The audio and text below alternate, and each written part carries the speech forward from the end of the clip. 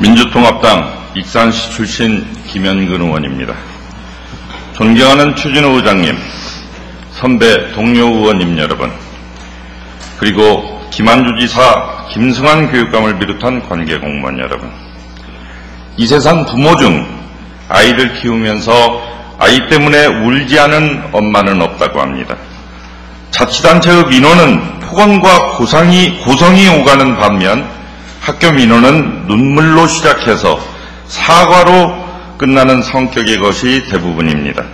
이렇듯 민원의 성격이 다른 이유는 내일이라면 일단 큰 소리부터 쳐놓고 보지만 내일이 아니라 내 자식의 일이기 때문에 큰 소리 한번 못 높이고 선생님 앞에서 교인이 되기도 하고 자식의 일로 눈물을 흘리며 이해와 용서를 구한다는 것입니다. 본의원은 아이들을 위해 하루를 25시간으로 쪼개서 일한다는 전라북도 교육청 관계자들을 볼 때마다 이런 부모들의 심정을 마음으로부터 이해하고 있는지 의문을 가질 때가 종종 있습니다. 어떤 때에는 학부모들 앞에서 말로만 아이들을 위한다는 립 서비스를 하는 것 같아 사실 듣기 싫을 때도 왕왕 있기도 합니다.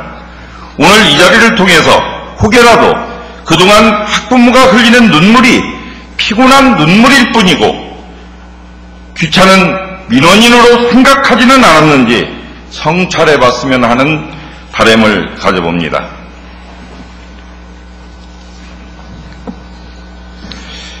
이 자리에 계시는 의원님들이나 그리고 관계 공무원께서는 아이를 키우면서 아이들 일로 해서 울은 그런 기억이 없는지 한번 묻고 싶습니다. 부교육감님, 혹시 아이를 키우면서 울어보신 적 있으십니까? 울어본 기억은 없지만 마음이 아팠던 기억은 있습니다. 부교육감님으로 재직하시면서 우리 전라북도 아이들 또 혹은 전라북도 교육 공무원들 때문에 눈물을 보이시거나 아파해 보신 적 있으십니까? 마음은 아팠지만 눈물까지 보이는 기억은 없습니다. 어떤 점들이 마음이 아팠습니까? 그냥 편하게 말씀해 주시죠.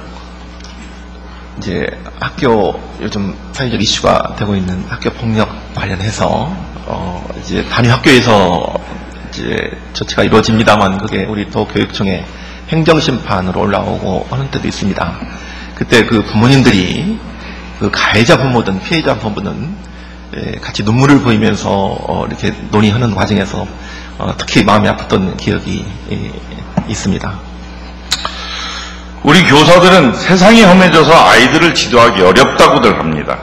그런데 정작 아이와 학부모들은 교사의 정이 부족하고 메말라 있어서 학교가 기계적이다라고 하소연합니다. 그래서 오늘 본의원은 이러한 학부모들의 마음을 또 고충을 대변하고자 합니다. 그리고 오늘 이 자리에서 질문이 전라북도 교육청의 메말라 있는 조직 문화와 교육 행정을 바로 세우는 기본이 되고 초석이 됐으면 하는 마음을 담아서 질문을 드리겠습니다. 질의는 크게 세 가지입니다. 주요 요점은 교육 행정 조직이 과연 관료제로 운영됨으로써 끝나는 것인가? 그렇다면 전문화를 추구하는 관료 조직의 역할은 다 하고 있는 것인가? 라는 시각에서 초점을 맞추고자 합니다.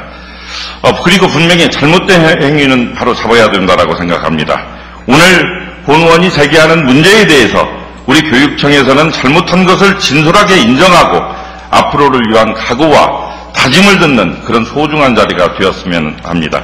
그러면 부교육감님께 실무적인 차원에서 먼저 확인할 게 있습니다. 지난달 전주 A중학교 행정실 공무원이 자살했지요. 그렇습니다.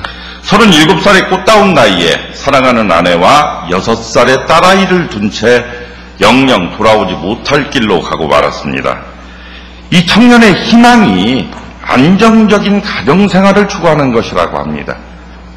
혹시 이 청년의 죽음에 대해서 잘 알고 계십니까? 여러 가지 경로를 통해서 들은 바 있습니다. 한때는 자치단체 공무원으로 근무를 하다가 집에서 멀리 떨어진 곳으로 발령이 나자 다니던 직장을 그만두었고 다시금 교육행정직 시험을 봐서 합격해서 지난 3월 1일자로 그 중학교에 발령을 받았다고 합니다. 부교육감님, 신규 직원들의 학교 행정실 배치에 앞서서 학교 행정실 업무 매뉴얼에 관한 숙지를 하는 그런 교육이 있었습니까? 예, 먼저 신규 공무원으로 임용되지 한 달도 채 못 되어서 생을 마감한 고인에 대해서 가슴 아픈 마음을 금할 수 없고 유족분들께 유로의 말씀과 고인의 명복을 빌겠습니다. 지금까지 신규 임용 예정자들에게는 2주 동안 공문서 작성, 학교 회계, 계약 실무, 에듀파인 실습, 학교 운영위원회 운영 등 현장에서 해야 될 업무들에 대하여 연수를 실시하고 발령하고 있습니다. 그러니까요. 지금 2주 동안 교육을 한다는 얘기죠. 예. 지난 9월에 했죠. 지난해 9월에. 그렇습니다. 지난해 9월에 2주 동안 교육을 하고 3월 1일까지 6개월 동안 발령을 기다리다가 지금 3월 1일 날부터 지금 근무를 하게 된 거죠. 예. 그렇죠. 그렇습니다. 그럼 6개월 동안의 공백 기간이 있었네요. 그동안은 아무 교육이 없었습니다. 예, 그렇습니다. 그러면은 신규 직원들의 업무 이해를 돕는 업무 매뉴얼은 전라북도 교육청에 있습니까? 업무 매뉴얼. 신규 공무원을 직접 뽑는 건 없지만 네. 각 부문별로 매뉴얼은 있습니다. 어떤 매뉴얼이 있어요? 제가 알기로 2006년도에 매뉴얼이 업무 매뉴얼이 만들어지고 그동안 한 번도 만들어진 적이 없는 걸로 확인하고 있는데요. 그건 이제 여러 각 분야 것을 총합해서 업무 지침. 예. 지금 업무 지침을 말씀하시는 거죠? 매년 초에 하달주는 업무 지침을 말씀하시는 거고 사실은 매뉴얼은 없잖아요. 예. 그렇잖아요. 이게 각 부문별로 업무 처리 매뉴얼은 있습니다만 다 모아진 그런 매뉴얼은 2006년도에 신규 직원이 예. 쉬운 얘기로 이제 신입생이 들어와서 에듀파인이랄지 다른 업무를 갖다가 수행하는데 누가 돕습니까?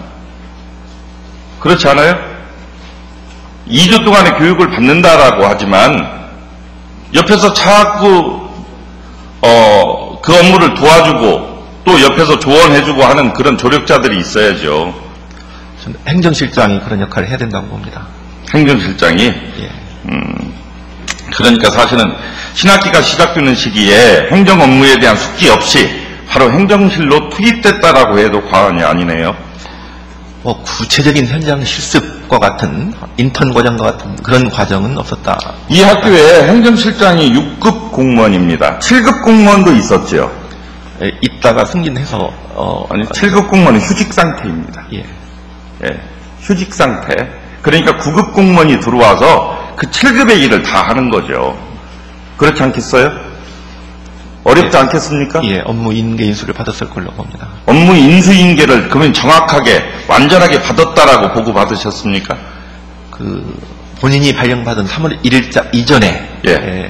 해당 학교에 가서 예. 업무 인수인계를 접수를 받은 걸로 그렇게 받은 것으로 확인됐습니까? 확인했습니다. 예. 확인했습니까? 예. 그거 아닌 것 같은데. 좋아요. 그럼 넘어가겠습니다.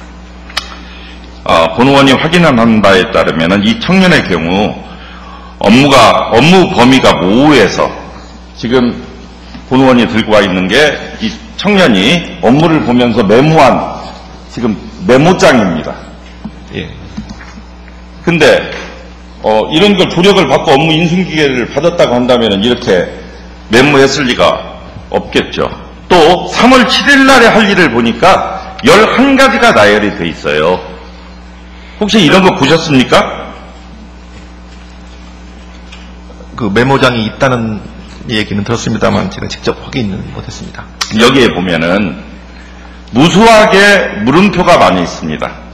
이런 업무는 어떻게 해야 되는지, 이런 업무는 어떻게 해야 되는지 굉장히 성실했던 사람이고 꼼꼼했던 사람 같아요. 예. 예?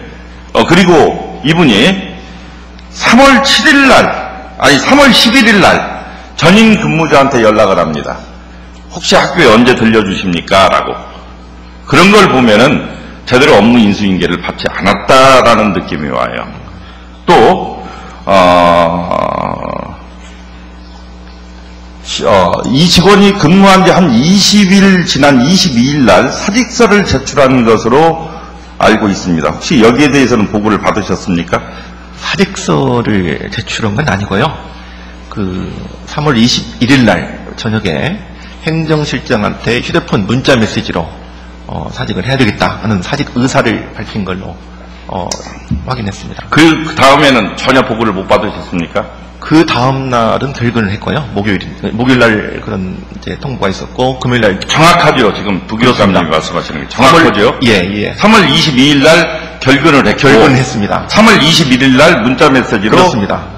그만두고 싶다라는 예. 문자 메시지를 받았죠. 예. 아니에요. 지금 잘못 알고 계신 거예요.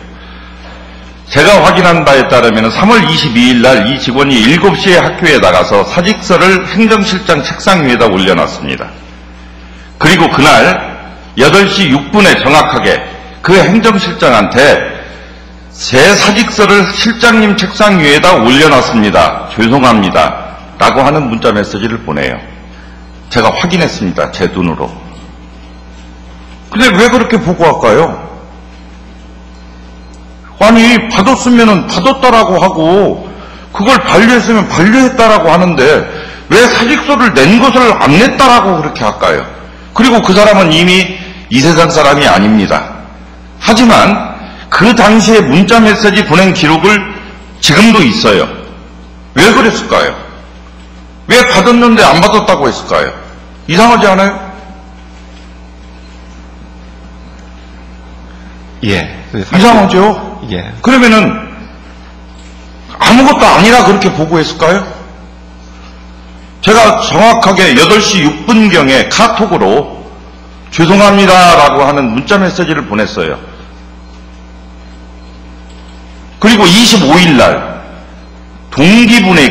입사 동기분에게 다시금 마음 추려서 다니겠다라고 하는 문자 메시지를 보내고 25, 26, 27일까지 각 학교의 동기들을 찾아다니면서 업무를 배웠습니다.